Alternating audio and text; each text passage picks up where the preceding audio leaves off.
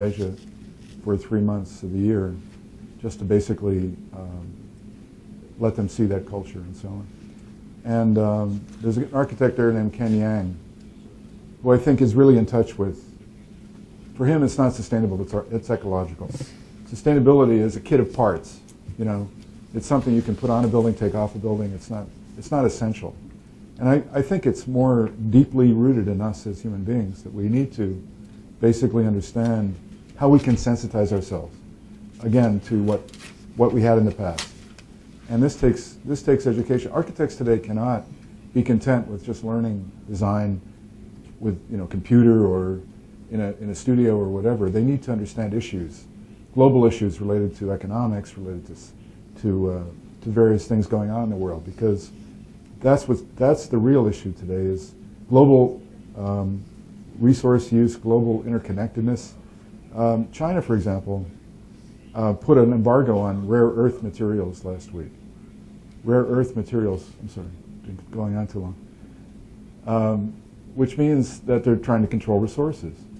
They have those resources in China. They're controlling them to Japan. They're also controlling them to the West. This is the future. Whether you like it or not, they have those resources, and they're deciding who gets them. Students need to know this, because one of those materials may be something that they're specifying in a building that's not going to be there very long. Bauxite, is what's used for aluminum. It's only available in 3 countries in the world. And so what I'm trying to say is that it's no longer possible just to be in an ivory tower as an architect designing, although we all like to do that. It's really necessary to get out there and understand the wider issues that are out there, and also to sensitize our students to that there's more to life than just air conditioning.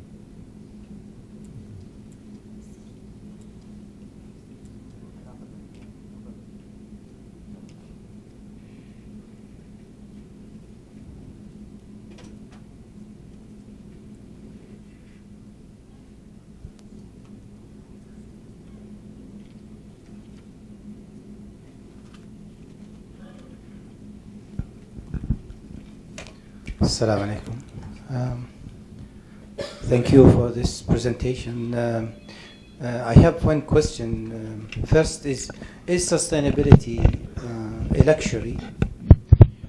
And the other thing, one of the issues you've discussed is that this rapid development throughout the world, could sustainability be sustained? We know there's a difference between the concept of sensibility and rapid urban growth. People really need housing immediately. So how can we plug in sustainability issues when we have such rapid? And that's one of the problems in this country and all around the world. We know that, for example, 1 billion people around the world are displaced. So what kind of sustainability we are looking here for? And is it so expensive for societies to maintain sustainability? And whether does this contradict with available resources that we have here or there? For example, China now is looking for toward decreasing pressure on big cities and trying to disperse population all around China. But also we see China as a country consumes maybe 20% of all such natural resources that we have in this world. So what what's the concept of such sustainability we are looking for here? Thank you. That's a good question. I missed the one word in your first question. Is sustainability luxury? Is it a luxury? A luxury. Okay. 1/2 of the world's population lives in India and China. China 1.6 billion, India 1.4 billion, and they're going to continue to grow. I go to China quite a lot with my academics, and there's a huge rush to develop there. I went to a meeting with a friend of mine for a city of 2 million people. They wanted it built in 6 months. I don't understand what the rush is, but okay, fine. They want to develop quickly. I think that planning, intelligent, enlightened planners, is the issue. Because it's not a luxury, it's essential. You know, if we don't do it, and I prefer to call it ecological development, if we don't do it, we're going to be very sorry. It's a huge problem in the future if we don't. It takes an enlightened planning. Shenzhen, China, has grown in the last 20 years from zero, well, okay, a village of maybe a few hundred people, seriously, to now 20 million people in 20 years. Mountains were leveled. This was a new city. Deng Xiaoping made it a special economic zone to counter the power of Hong Kong directly across the river. Speed and lack of planning meant that this thing is dispersed all over the place. It has very wide boulevards, huge energy use, huge water use, everything else. I think if planners had been able to take their time and step back and not have to rush, you know, many of the best cities in the world are the ones that develop organically, you know, and they develop over time with thought and enlightenment. And I think that a lot of the time we just want rush. We want to develop quickly. You said it's a necessity because of growing population. What I find in China is a lot of the buildings are standing empty. It's just a matter of putting up a building to say, you know, look at us, how great we are. And I think that national pride has to take back seat to the global need, you know, many times. This is a hard decision. But I think it takes planners who have vision. It takes planners who are enlightened, and it takes planners who care and understand these principles and are willing to enforce them. I always joke there's a model of Shanghai and I don't mean to pick on China this morning, but there's a model in Shanghai in the Urban Planning Exhibition Hall there, which I take my students to see, and I always joke that it's not so much the planner's model of the future of Shanghai as a scorecard, because it's like the planners drive to work in the morning, they see a building going up and they put it on the model. It's an afterthought. They don't really have it. They're not in charge of the plan. And I think that planning today, the master plan, the days of the master plan are over. In my planning degree, the big message that I got out of that was incremental planning is the answer today. You take a small section, you do it well, then you do another section. You don't design an entire city from scratch. It's not a good idea because you're going to make mistakes. And I think that the needs of the population are one thing, you're right, they are pressing. But there are fundamental values that have to be put in place, and those fundamental values then will guide the plan, you know. You do the framework, and then you can fill in the framework with a great deal of freedom, but the framework has to be done correctly. And I think the framework relates a lot to the traditional values that I was talking about earlier.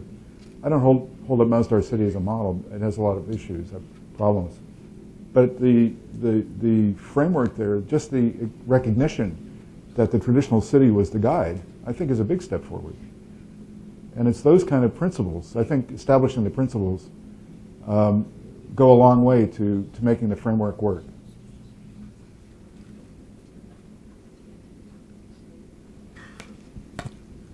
بسم الله الرحمن الرحيم. فارس الفرادي كلية العمارة والتخطيط.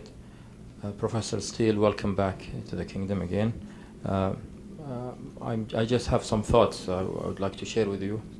The standard of living is really reflecting how sustainable that we should be. And if we look around the world, we find different standard of living and then different maybe definitions of how sustainable that society should be with reflect to their maybe social needs and economical needs. And I find really that embodied energy in the materials is really reflecting or did initiate this sustainability when they 10, 15 years ago when they thought about how much are we consuming our materials and how much embodied energy is there, and like say aluminum have the highest embodied energy, and how we going to maybe reuse it or recycle it. And first of all, maybe they have to reuse the material instead of recycling the material. My question here is, now a building is built to last for certain years, and there is embodied energy in the whole building of different materials.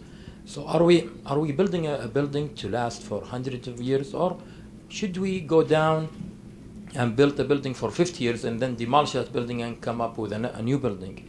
The problem that people are demolishing buildings and they have not been used totally, and the embodied energy already, maybe we only used half of its life, and then we are consuming our resources that way. So is there an optimum life cycle of a building that we should be looking at this time? We are going to build new buildings, new houses for the next generation, and we don't want to consume the energy or the resources that we have. So maybe we should look at buildings that should be less in life. I mean, it should be maybe demolished after a certain of time and then go back or reuse material. So can you just expand on that? That's how long do I have? We have Okay.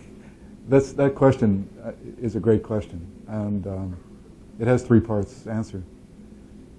Firstly, there's a whole school of thought today, and this is led by William McDonough, who has written a lot about this, and so this is an original to me. But I'll give you his concept. He calls it cradle to cradle, and that is that when you design the building, you also design for its destruction. So typically with architects, we don't like to think about that because we think, oh, I'd like my building to last forever. You know, it's part of our ego. We want the building to be forever. But to be honest, the building today, the lifespan is 5, 10, 15 years max. I mean, in the past it was 100 years, then it went to 50, then it went to 20, and today it's very short because everything is changing so quickly. So what McDonough is saying is we have to also think about how the end works as well as the beginning.